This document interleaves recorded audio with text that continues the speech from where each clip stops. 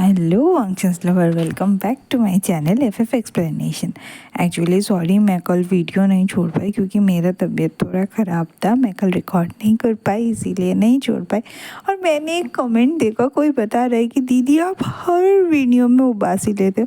एक बात बोलो, मैं सुबह के 5 बजे उठती हूँ, फिर घर का काम करती हूँ, दोपहर को नहीं सो पाती हूँ क्योंकि मुझे कहानी पढ़ना होता है, और उसके बाद ना फिर से शाम का काम रहता है। वो सब करके रात को आके फिर से जो कहानी पढ़ूंगी उसे पढ़ना पड़ता है।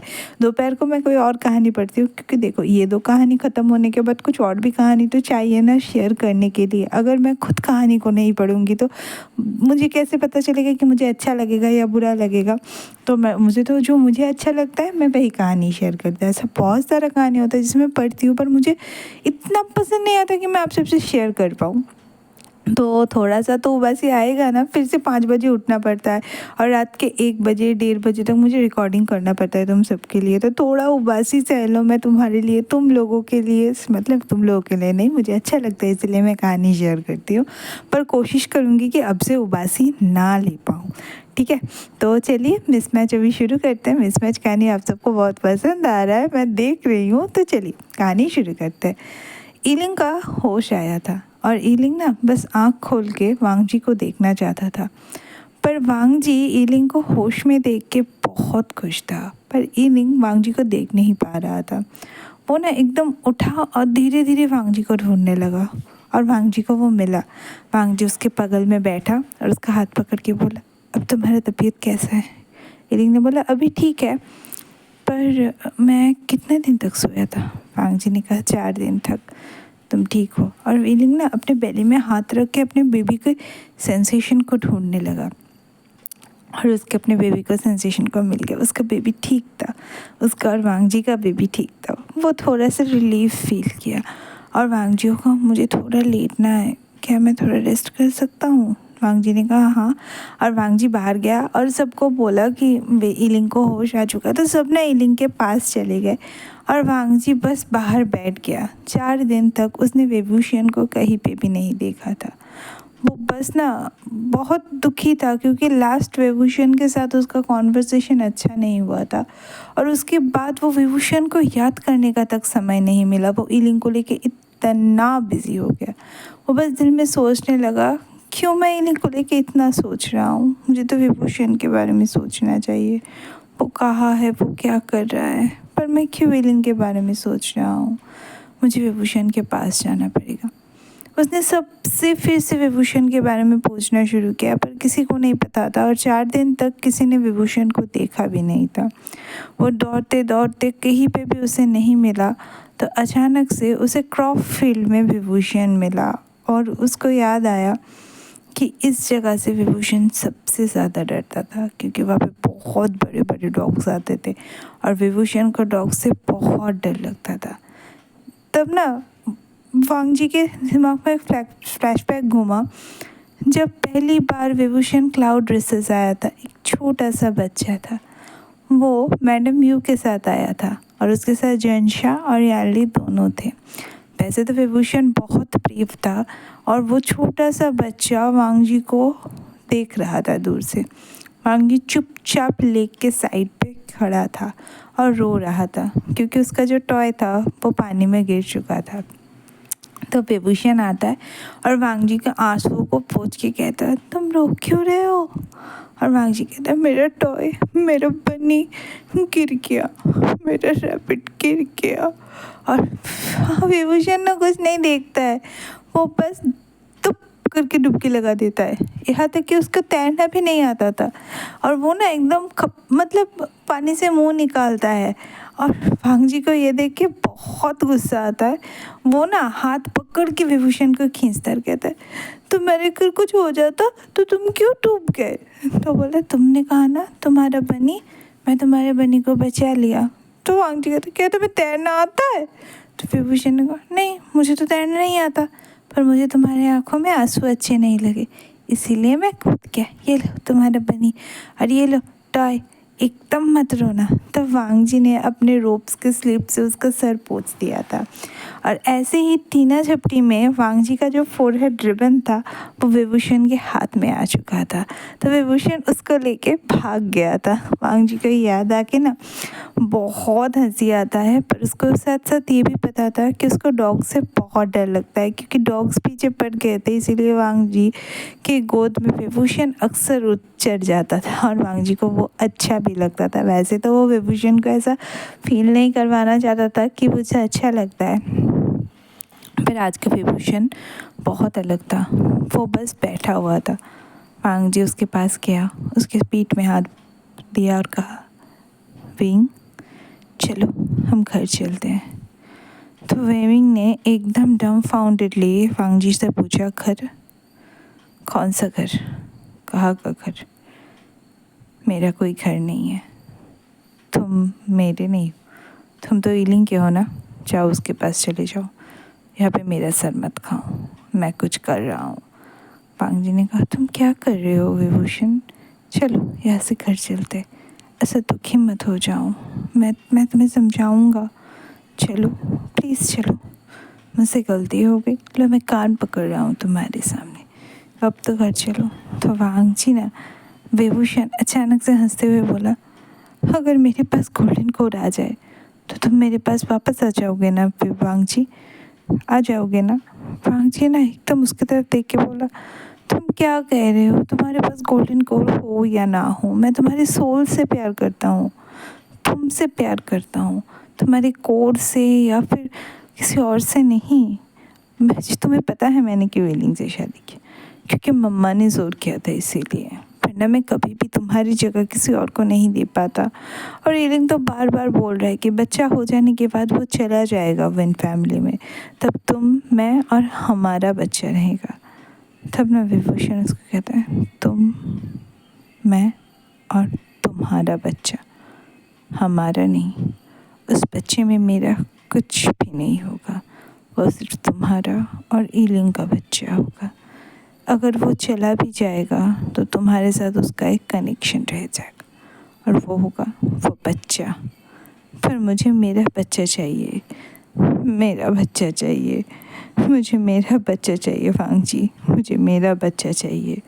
ऐसा बोलते ना विभूषण बहुत रोने लगा और वांग जी ने उसको टाइटली हग कर दिया और सर में हाथ फहराने लगा।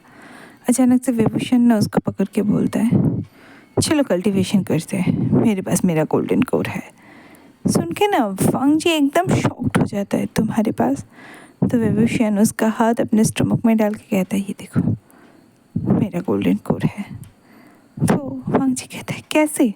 तो विभूषण ने कहा, 4 दिन तक मैं यहाँ पे बैठा रहा, मैंने खुद से कल्टीवेशन किया है और ये कोड खुद डेवलप किया है। 6 साल से मैं इसकी प्रैक्टिस कर रही थी, आज मैं सक्सेसफुल हुआ हूँ वांग जी।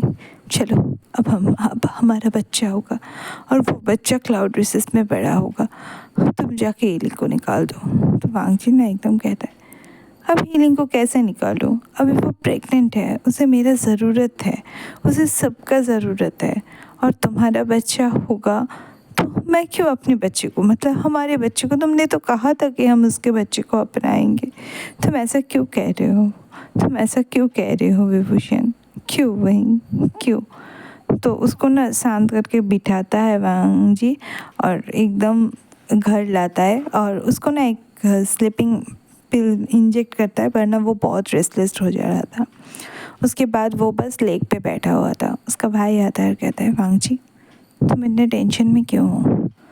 वांग जी कहता है, भैया मैं विंग से बहुत प्यार करता हूँ, आपको पता है ना कि पास्ट में उसको मैंने कितने मुश्किल से ढूंढा था, मेरा सब कुछ ख़त्म हो चुका था, पर अभी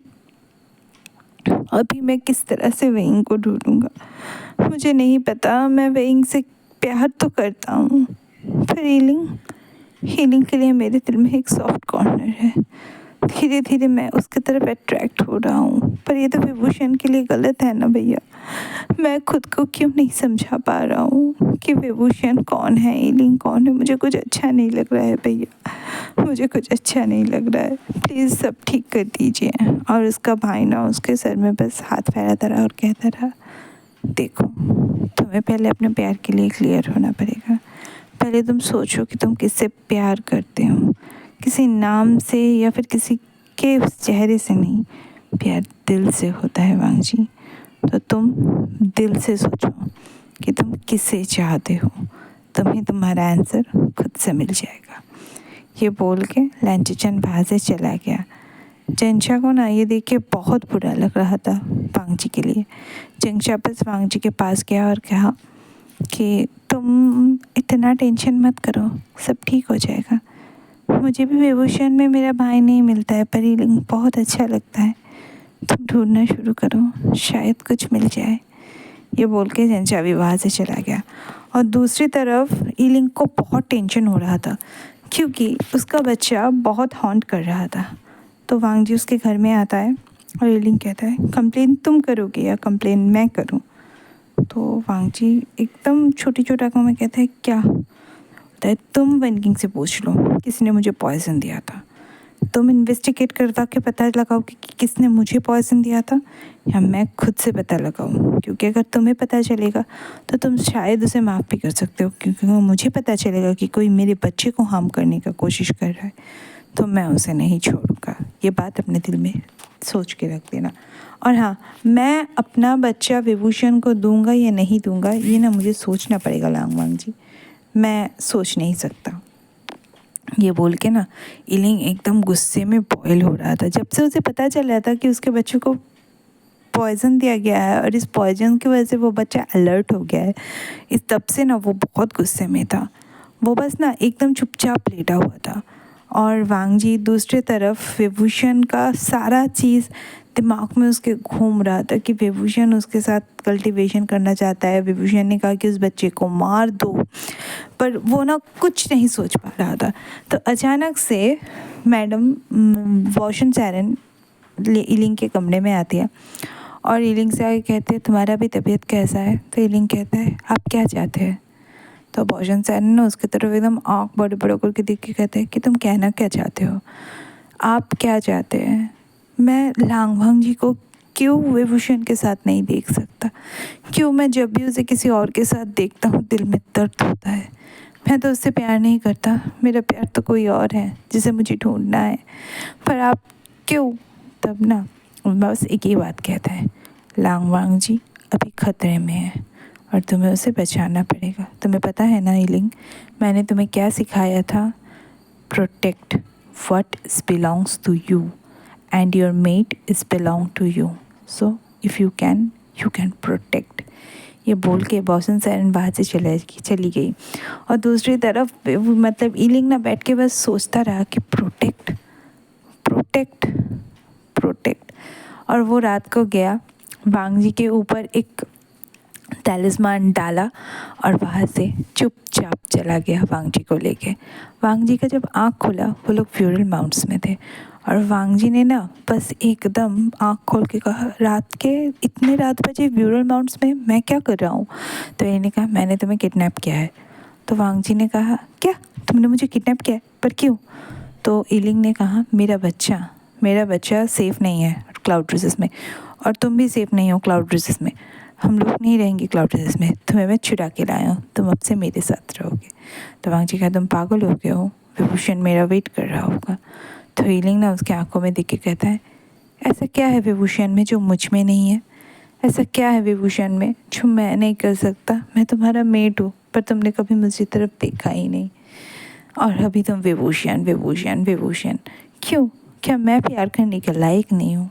तो वांग जी ना एकदम चुपचाप बैठ के उसको कहता है, देखो ईलिंग, ऐसा नहीं है, विभूषण और तुम अलग हो, मैं विभूषण से बहुत प्यार करता हूँ। तो ईलिंग कहता है कि तुम मुझसे क्यों नहीं प्यार करते? वैसे भी तुम्हारा प्यार चाहिए भी किसी को। थोड़ा देर तक तुम यहीं पे रुक जाओ, जब तक मुझे पता नहीं चल जाता कि मेरे बच्चे को किसने पॉइजन दिया है, मैं तुम्हें वहाँ पे नहीं छोड़ सकता। शायद वो तुम्हारा भी हर्ट करने की कोशिश करे। ये बोल के ना वो बस सो जाता है और कहता है अभी एक बेड में ही सोना पड़ेगा, क्योंकि तुम्हें पता है ना ब्यूरल माउंट्स में और बेड नहीं है, और तब तक तुम यहाँ पे ही छुपे रहोगे और सबको पता लगेगा कि वांगची और ईलिंग किडनैप्ड हो चुके हैं। ये बोल के ना वो दोनों सो जाते हैं। अचानक से रात को वांगजी देखता है ईलिंग ना डर रहा था और कुछ मबल कर रहा था। तो वांगजी उसको कहता है क्या हुआ ईलिंग, तुम मबल क्यों कर रहे हो, क्या हुआ? और अचानक से ना ईलिंग लंचा कह के चीख के उठता है। और आज की कहानी यहीं पे ख़त्म होता है।